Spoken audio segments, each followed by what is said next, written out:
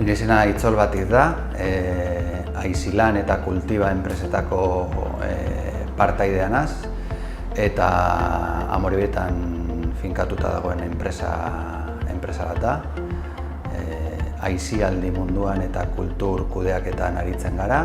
Aizilan 2002. Urtean sortu zen, Demaren laguntzaz.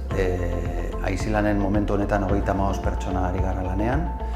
Eta Demaren bitartez baita 2007. Urtean beraiek lagundutako gogoeta estrategiko baten ondorioz Kultiba sortu zen, eta Kultibaren funtsa pixkat da Aizilanek egiten duen kudeaketa lanaren komplementariedade bat sortu, eta kultura arloko aholkularitza egiten dugu Kultiban.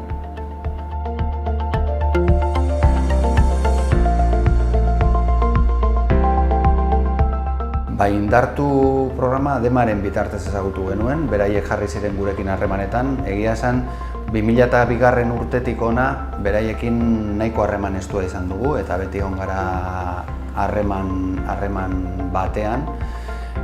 Naiz eta batzuetan aldizkakoagoa izan, normalean harremana nahiko estua izan da Demarekin izan duguna, eta beraien bitartez ezagutu genuen. Beraiek aurkeztu ziguten Indartu programa, eta guri asko atsegin zitzaigun, eta eskatu genien ia zer egin behar genuen parte hartzeko, esan ziguten egin behar genuena, eta horrela izan zen, beraien bitartez.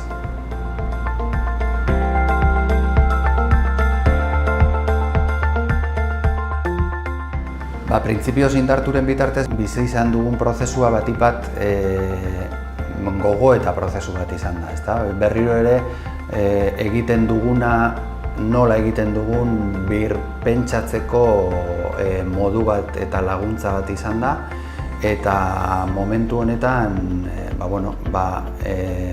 pixkat emaitzak eta jasotzen ari gara ikuspegi berri horrek ekarri diguna, edo gogo eta prozesu horrek ekarri digun emaitza ikusten ari gara.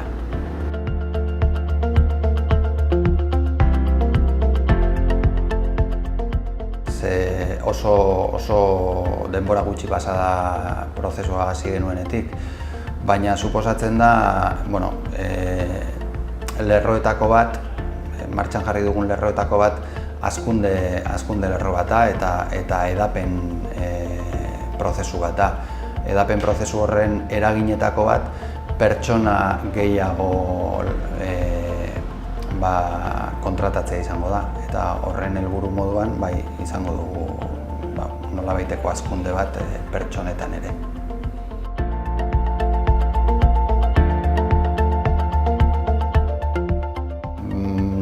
Nire ikuspuntutik importanteena izan da Demak jarri digun pertsona gogo eta prozesu horretan parte hartzeko, eta beraien ikuspegia ere ona kanpo ikuspegi bat ekarteko eta gure ikuspuntuarekin alderatzeko. 16 urteko ibilbidea daramagun, eta hemetik aurrera askoz ere argiago ikusiko dugun zein dan gure esparrua, eta zertan nolabait espezializatuko garen ez zait gustatzen esatea, baina nora bideratuko ditugun gure esfortzuak.